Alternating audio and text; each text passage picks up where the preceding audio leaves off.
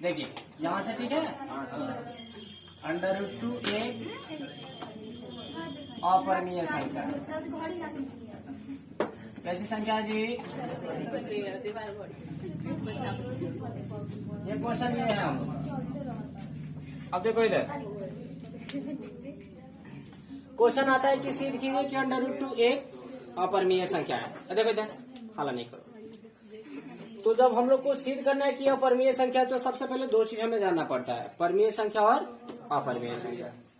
तो एक चीज याद रखना है कि जिस संख्या को हम लोग p/q के रूप में नोट कर सकते हैं वो परिमेय संख्या होती है, और जो p/q के रूप में व्यक्त नहीं होती है उसको हम लोग अपरिमेय संख्या कहते हैं। ठीक है ना।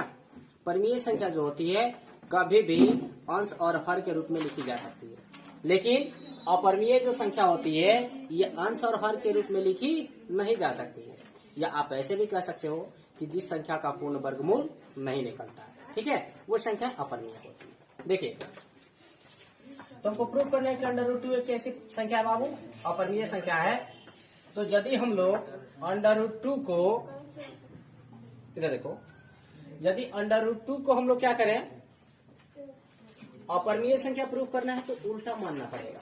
क्या करना पड़ेगा बाबू? उल्टा मानना पड़ेगा, मतलब परिमेय मानना पड़ेगा। ठीक है, तो इसको हम लोग उल्टा करके मान लेते हैं। क्या मानेंगे जी? जब हल करेंगे तो माना कि √2 एक परिमेय संख्या।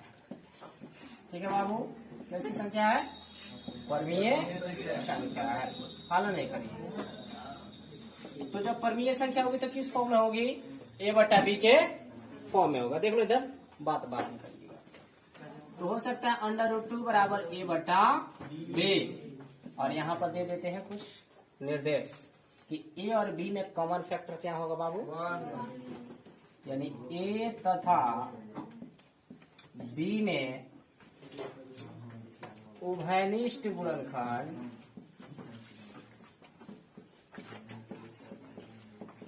क्या है बाबू? 1 है। ए और बी में कॉमन फैक्टर क्या मिल रहा है? 1 मिल रहा है। हम ख्याल रखना है कि ए और बी में कॉमन फैक्टर 1। इसको किसी किसी किताब में ऐसे भी दे देता है कि ए और बी सह अभाज्य संख्या है। बात वही है। आप इसको कॉमन फैक्टर लिखो, ये सह अभाज्य लिखो, बात एक ही। ठीक है ना। मतलब कि ए और बी को डिवाइड कौन कर सकता है? 1। इसके अतिरिक्त ऐसी कोई संख्या नहीं है जो दोनों को डिवाइड कर दे। ये दिमाग में रखना। अब हम लोग क्या करते हैं, इस स्क्वायर को खत्म करने के लिए दोनों बगल क्या कर देंगे? स्क्वायर कर देंगे, LHS में भी और RHS में। देखिए अब आप लिख भी सकते हो कि दोनों तरफ स्क्वायर करने पर, या डायरेक्ट भी कर सकते हो, कोई दिक्कत नहीं। देखो इधर बाब साइलेंट √2 स्क्वायर बराबर a/b, और इसका भी हमें क्या करना पड़ेगा? स्क्वायर। अब देखो इधर स्क्वायर से रूट क्या हो जाता है? कैंसिल हो जाता है ना। तो सिर्फ क्या बचेगा? 2 बराबर a² और बटा b²। या नीचे इसका क्या मान लो? 1, और क्या कर देंगे बाबू? Cross multiply. तो a² बराबर क्या हो जाएगा? 2b², या a² और बट्टा में क्या ला दें? 2 बराबर क्या बचेगा? b²। अब देखिए इधर ये क्या बता रहा है कि a² को कौन डिवाइड कर रहा है? 2। तो ये नियम है कि जब a² को 2 डिवाइड करेगा तो इस a को भी कौन डिवाइड कर सकता है? 2 डिवाइड कर देगा। जैसे देखो यहाँ पर अगर a की जगह पर हम क्या मान लें? 2 मान लें, तो 2 का स्क्वायर कितना हो जाएगा? 4 हो जाएगा ना। तो 2 से कैंसिल हो जाएगा ना, यानी 2 ने क्या कर दिया? डिवाइड कर दिया। तो जब a² यानी 2 का स्क्वायर 4 डिवाइड हो गया 2 से, तो a की जगह पर जो 2 होगा वो भी किससे डिवाइड हो जाएगा? 2 से। मतलब a² जब 2 से डिवाइड हो रहा है तो ये a भी किससे डिवाइड होगा? 2 से ही डिवाइड हो रहा है। चलिए ये बात लिखना पड़ता है यहाँ पर, और इसको क्या मान लेंगे? Equation first. साइड में नोट कर देता हूं मैं।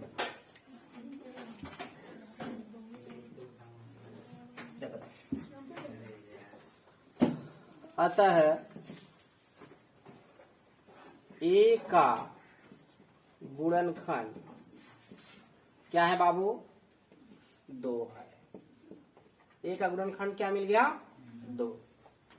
अब जब ए का गुणनखंड यहाँ पर हमारा 2 मिल गया, और शुरू में हमने क्या बताया था कि ए और बी में उभयनिष्ठ गुणनखंड क्या है 1। तो ए का हमने गुणनखंड निकाल लिया 2। अब इसके बाद किसका, यहाँ पर हम बी का गुणनखंड क्या निकाल के लाएंगे, 2 ही लाएंगे। ठीक है, इसके बाद हमें ये काम करना पड़ता है। इसको नोट कर लो, उसके बाद नोट करो। फर्स्ट इक्वेशन में क्या मिला था हम लोग का, a square by 2 equal b square. ये फर्स्ट था ना जी, ये दिमाग में रखा। अब हम लोग क्या करेंगे, ए बराबर क्या मान लें 2m मानेंगे। अब देखिए यहाँ पर ए डिवाइड हुआ था 2 से, अब ए के जगह पर हम क्या मान लिए 2m मान लिए। अब कहेंगे सर 2m क्यों मानते हैं, ये m जो है ना इसके जगह पर कोई पूर्णांक है, जैसे 1 2 3 4 5 6 कुछ भी हो सकता है। तो यदि 2 होगा तो 2 दूना 4, 3 होगा तो 2 तिया 6, अब 1 होगा तो 2 1 जा 2। यानी एम के जगह पर कोई पूर्णांक छिपा हुआ है, वो हमें भी पता नहीं है। हाँ, लेकिन ये चीज ख्याल रखना है कि ए किससे डिवाइड हो गया था 2 से, इसलिए यहाँ पर 2 रखेंगे। ये बात बता रहे थे, देखो इधर यहाँ पर 2 ही हम इसलिए मानते हैं कि ए जो स्क्वायर है ये कैंसिल हुआ है 2 से, अर्थात ए स्क्वायर 2 का मल्टीप्लाई है, इसलिए यहाँ पर ए बराबर हम 2m माने हैं। यानी कि जो 2m आएगा ना ये 2 का मल्टीप्लाई होगा। 2 का क्या होगा बाबू, मल्टीप्लाई, इसलिए 2m ही मानते हैं। यदि यहाँ पर 5 होता ना तो यहाँ पर हम 5m मानते हैं, और यदि 3 होता ना तो यहाँ पर क्या मानते हैं बाबू 3m। यही इसका मूल बात है, ठीक है ना। देखिए a बराबर 2m माना, यहाँ पर नोट करना पड़ता है। इसलिए अब देखो इक्वेशन फर्स्ट ही है ना, तो a के जगह पर क्या रख लिया 2m मान ले, तो a की जगह पर हम क्या मान लिया 2m। देखो यहाँ पर a की जगह पर क्या कर दिया 2m, और ये स्क्वायर दिख रहा है ना स्क्वायर, और बट्टा मैंने क्या कर दिया 2, और बराबर क्या हो जाएगा ये b। लिख सकते हैं जी, इसको बदल दीजिए, इसके नीचे 1 मान करके क्रॉस मल्टीप्लाई, बी स्क्वायर में 2 से गुणा करेंगे तो क्या होगा 2b स्क्वायर इक्वल, देखिए 2 2 जा 4, और m का स्क्वायर करेंगे तो क्या होगा m स्क्वायर। या अब देखो ये 2 से कैंसिल हो जाएगा ना, 2 2 जा, तो बी स्क्वायर बराबर क्या निकल गया 2m स्क्वायर, या बी स्क्वायर बटा 2 हो सकता है बराबर क्या चीज दिख रहा है सबको जी, यहाँ पर नहीं दिख रहा है, अच्छा ठीक है, यहाँ तक दिख रहा है ना, ठीक एक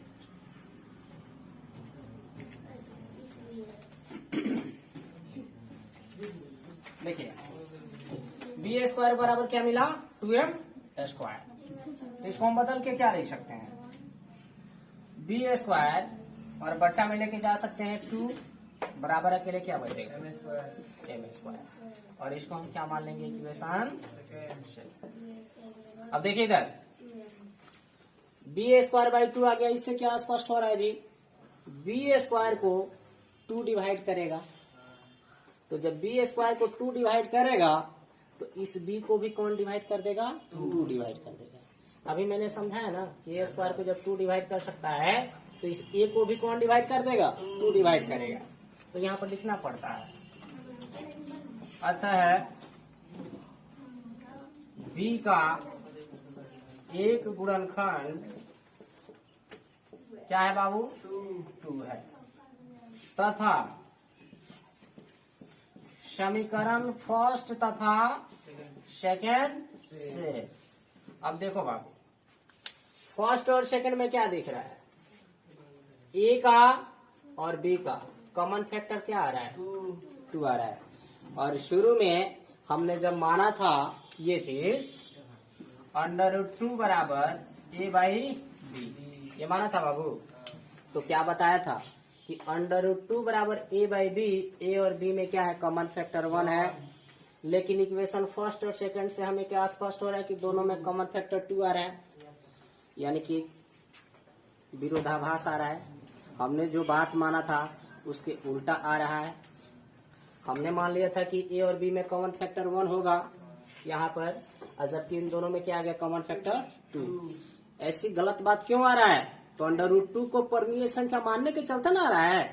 तो ये हमें लिखना पड़ेगा कि फर्स्ट और सेकंड से क्या हो रहा है, ए तथा बी का उभयनिष्ठ गुणनखंड क्या निकल के आ रहा है, 2 है।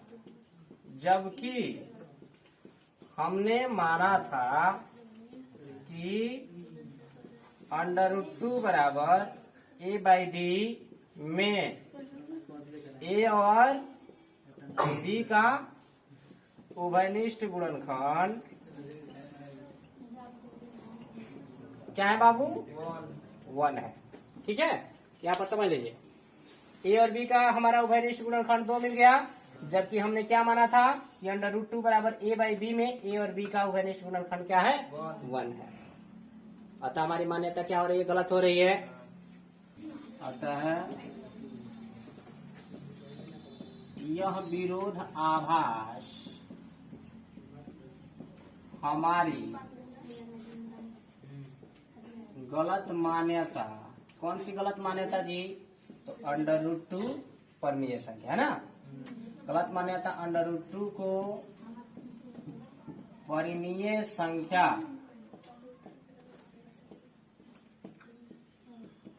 मानने के कारण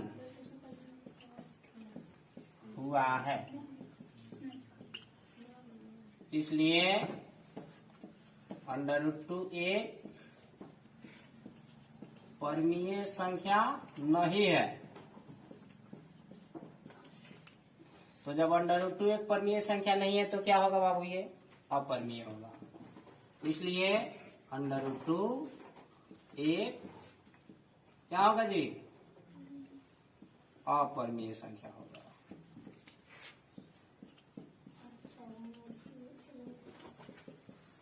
और यही हमें क्या करना था बाबू, सिद्ध करना था। ठीक है।